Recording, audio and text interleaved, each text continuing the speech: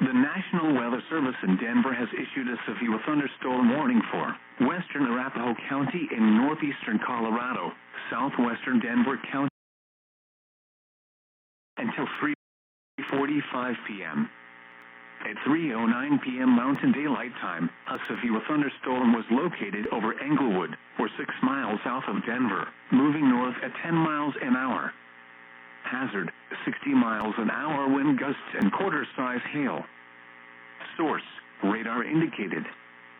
Impact, hail damage to vehicles is expected. Expect wind damage to roofs, siding, and trees.